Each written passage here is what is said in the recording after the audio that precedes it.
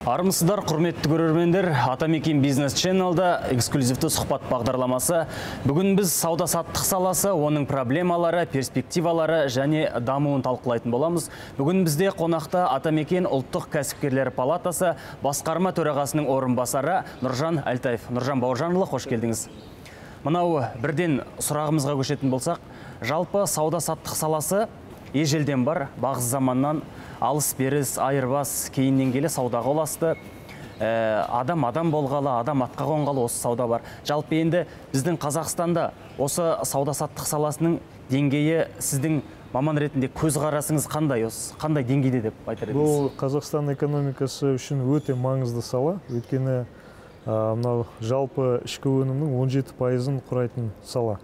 1 триллион 800 миллиард теңге жыл сайын айналым экономикамызда. Екіншіден 1 миллион 300 мың адам осы салада өзінің нанын тауып жұмыс істеп келе жатыр. Бұл енді халық санынан алатын болсақ, жаңағы жұмыс істей алатын халық саны үшін 15% құрайды. Бірақ сонымен қатар айта кету керек, мынау біздің басқа елдердің, әсіресе Еуропа елдеріне қарайтын болсақ, одан басқа Ресей Федерациясының жаңағы осы саладағы дамуына қарайтын болсақ, біздің сауда саласы өте артта келе жатыр. Өйткені көптеген мемлекеттерде мемлекет тарапынан өте үлкен көмек көрсетіледі сауда саласына. Өйткені бұл жерде көп адам өзінің жұмысын, нанын тауып жұмыс істейді. Екіншіден бұл мынау товарлардың, әр мемлекеттің шығып жатқан товарлардың соның сатуы бұл өте маңызды мәселе. Сондықтан Ресей Федерациясын қарайтын болсақ, ол жерде жаңағы Магнит, Пятерочка сияқты үлкен жаңағы сауда нелер, сауда торговые сети дейміз ғой. Олар сауда желілері, олар мемлекет тарапынан өте үлкен көмек алады. Бізде болса көптеген бағдарламалар бар. Бірақ ол бағдарламалардың бәрі ең біріншіден жаңа өндіріске бағытталған. Ең біріншіден біз өзіміздің сауда орталықтарына, өз сауда желілеріне жақсы жаңа қолайлы көмек көрсетуіміз керек. Мына сауда-саттық саласының тағы бір түрі, тағы бір саласы дейміз. Соңғы жылдар әсіресе қатты белең алып жатқан бүкіл әлемде бұл электронды сауда. Көп жағдайда сауда-саттықтың басқа салаларына толыққанды, тіпті озық бәсекелес болып отыр қазір электронды сауда. Елімізде осы электронды онлайн сауданың жағдайы қандай? Жалпы дамуы қандай? Өте дұрыс мәселені көтеріп отырсыз. Өйткені біз қазір қарап отырмыз. Дүние жүзінде осындай қазір жаңа бір бағыт пайда болды, ол электрондық жүйедегі сауда. Қазір қарап отырсаңыз, мынау белгілі бизнесмен Уоррен Баффет, жаңағы ең бай адамдардың бірі, ол мынау Walmart сауда желісінен қазір шығып отыр. Акцияларын сатып, сол желіден шығып отыр. Өйткені қазір мынандай классикалық жаңа формалары сауданың, бұрынғыдан үлкен жаңа бір ғимараттар, үлкен жаңа сауда орталықтары, олар қазір артқа шегінетін болады. Енді алдыңғы жаңа қатарға осы электрондық жүйе. Өйткені қазір көп мемлекеттерде біз қараймыз, Қытайға мен өзім көп барып жүрем. Сол жерде қытайлар қазір магазиндерге бармайды. Олар бәрін жаңағы WeChat арқылы, жаңағы сотовый телефон арқылы бәрін сатып алып отыр. Ол тиімді, бәріміз қолданамыз. Ол тиімді, өйткені ешкім жаңағы, енді адамдардың жұмыстары көп. Магазинге барып, жаңағы неге сауда орталығына барып жүру, ол уақыт. Ал ана жерде WeChat арқылы өзіне жаңа помидорды да, жаңағы басқасында етті де, жаңағы тұқымды да бәрін сол арқылы кез келген нәрсені аламыз. Кез келген нәрсені жарты сағаттың үйінде сізге жаңағы үйіңізге әкеп береді. Қазіргі таңда енді электрондық жүйе бізде онша дамымаған. Қайтадан бізде енді білесіз ғой, Қазақстанның жаңа кең байтақ. Бізде жаңа көптеген ауылдарда инфраструктура әлі о жаққа жетпеген. Шалғайда жатқан көптеген ауылдар бар, сондықтан енді ол жерде әлі традиционно жаңа магазиндерге, шағын дүкендерге әлі барып сатып алып жатады. Алдағы уақытта көп кешікпей бұған бізде келеміз, көп қамтитын Бізде келеміз, бірақ бізде заңнамалардың көбісін өзгерту керек. Өйткені біздің сәйкестендіру керек. Біздің жаңа сауда заңы ол 2001 жылы қабылданған, содан бері еш өзгеріс болмаған. Көптеген заңнамалардың бәрі сол кезден келе жатыр, әлі ешқандай өзгеріс болмаған, қазір заман өзгеріп жатыр. Мынау электрондық сауда бойынша ешқандай жаңа заңнамалар жоқ. Соның бәрін біз осы 2017 жылдың ішінде бәрін қарастырып, заңнамалардың бәрін өзгертіп, қазіргі жаңа заманауи неге келістіруіміз керек. Одан кейін мынау биржалық сауда деген бар. Ол да бізде Қазақстанда дамымаған. Ол енді тағы бір мәселеге жаңа келіп неғып тұрады, өйткені бізде нелер жоқ, қоймалар жоқ. Жаңа сол товардың жиналатын бір жаңа орындар жоқ. Оптово-распределительный центр дейміз ғой жаңаға. Көтерме тарату орталықтары, солар жоқ болғаннан кейін, ол биржалық сауда да жоқ. Өйткені бізде көбісі, мынау әсіресе ауыл шаруашылық өнімдері, одан кейін тамақ өнімдері, олар бізде жаңа мелкотоварын істейді, шағын фермерлер жан жақта әр ауылда. Енді мынау көптеген сауда орталықтары жаңа өзіне товар сатып алайын десе, оларға үлкен көлемде керек. Ол үлкен көлемде жаңа сатып алуға өте қиын. Өйткені шағын фермерлер жан жақта, оны барып ауыл бойынша жаңа жинап жүру керек.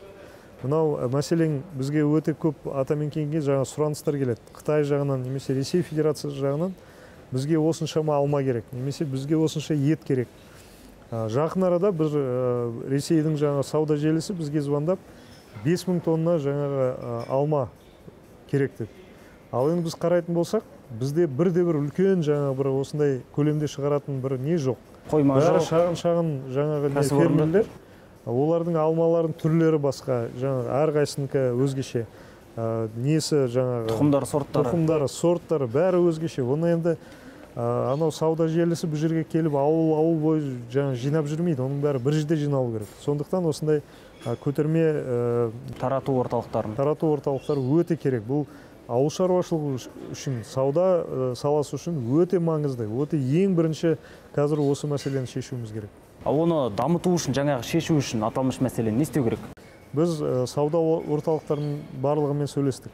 Олар айтады, біз өзіміз жаңағы инвестиция жасап, сондай сауда көтерме орталықтарын өзіміз ашуға дайынбыз. Бірақ ол үшін бұл жерде де бұл енді оңай мәселе емес.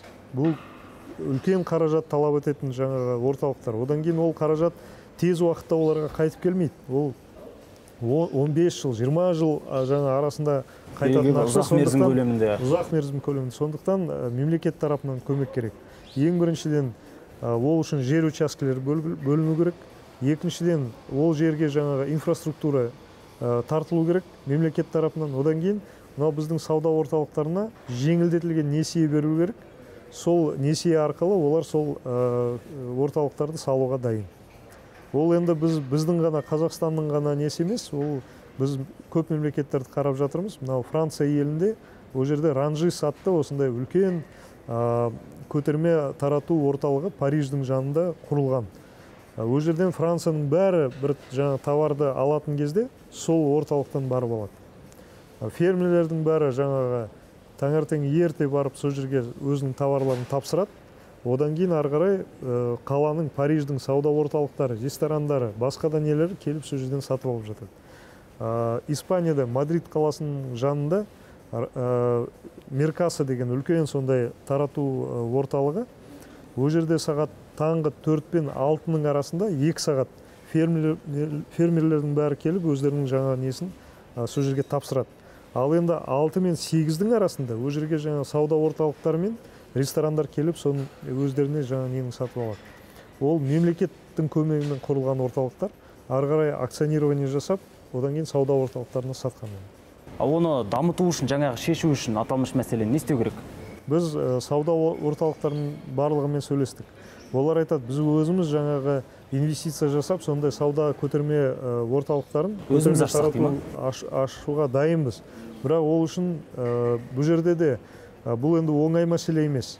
Бұл үлкен қаражат талап ететін жаңағы орталықтар. Одан кейін ол қаражат тез уақытта оларға қайтып келмейді. Ол 15 жыл, 20 жыл жаңа арасында қайтатын ақша, ұзақ мерзім көлемінде. Сондықтан мемлекет тарапынан көмек керек. Ең біріншіден ол үшін жер учаскелері бөліну керек. Екіншіден ол жерге жаңағы инфраструктура тартылу керек мемлекет тарапынан. Одан кейін мынау біздің сауда орталықтарына жеңілдетілген несие беру керек. Сол несие арқылы олар сол орталықтарды салуға дайын. қазіргі сауда-саттық саласындағы ешкімге жасырын емес бір мәселелердің бірі логистика жағы. Өйткені қазіргі кезде Қазақстан көбінесе ауыл шаруашылық өнімдерін, етті, басқа да маңызды тауарлар тасымалдаймыз, өнімдерді. Дей тұрғанмен логистика жағын біздің қарсы тарапымызда айтып отыр, сіздер жақтан өте қиын деп жеткізу. Осы мәселесін енді бір шешімі бола ма болашақта бір? Бұл жерде біз ең біріншісі жаңағы енді логистика мүлдем жоқ деп айтуға болмайды. Логистика бар, бірақ енді бізде мынау неге теңізге шығу жолдары жоқ болғаннан кейін біз кішкене теңізбен тасымалдайтын жаңа жол ол ең арзан жол. Ал енді мынау темір жолмен тасымалдайтын болсақ, немесе авиатранспортпен, немесе жаңағы мынандай машиналармен тасымалдайтын болсақ, ол кішкене қымбаттау түседі. Именно біз жаңағы мынау не сырье ретінде емес, өңделген товарларды, несі қосымша бағасы бар, сондай товарларды ғана сол жаққа шығаруымыз керек. Сонда ол біздің кәсіпкерлер үшін өте тиімді болады. Тағы бір мәселе, әлеуметтік маңызы бар азық-түлік тауарлардың бағасын мемлекет қадағалайтын болады деп айтып жатырмыз. Бұл айтылған нәрсе осы қаншалықты шындыққа сәйкес келеді және бұның тиімділігі артық кемі қандай? Бұл жерде біздің кішкене уайым салатын нәрсе, ол әрқашанда бізде жаңа административтік бір жаңа нелермен жаңа бағаны жібермейміз, бағаны тоқтатамыз деген жаңа мемлекет тарапынан ол дұрыс емес. Өйткені біз қарап жатамыз, ол енді кәсіпкерлік қой. Егер біз оның жаңағы несін жаңа наценкісін тоқтататын болсақ, бағасын жаңағы осындай административный нелермен тоқтатып тұратын болсақ, ол товар мүлдем ертең сатылмай қалуы мүмкін. Өйткені қараңыздар, неге баға көтеріледі? Біз мына жерде бағаны шектеп жатырмыз магазиннің ішінде. Ал ГСМ-нің бағасын неғып ешкім шектемейді. Бензиннің, дистопливаның бағасы өсіп жатыр, ол бағаны ешкім неғып шектемейді. Электроэнергияның бағасы өсіп жатыр, оны ешкім неғып шектемейді. Бірақ оның бәрін біз қарамай, тек қана мына дүкендерде, магазиндерде соның бәрін тоқтатып тастайық деген ол дұрыс емес. Еліміздегі сауда-саттықтың бүгінгі жайы осындай, алдағы уақытта осы сала елімізде дами түседі деп сенеміз. Бүгін бізде қонақта болған Атамекен ұлттық кәсіпкерлер палатасы басқарма төрағасының орынбасары Нұржан Әлтаев мырза болатын. Нұржан Бауыржанұлы, келгеніңізге көп рахмет. Біз сіздермен келесі аптада жүздескенше сау саламатта болыңыздар дейміз.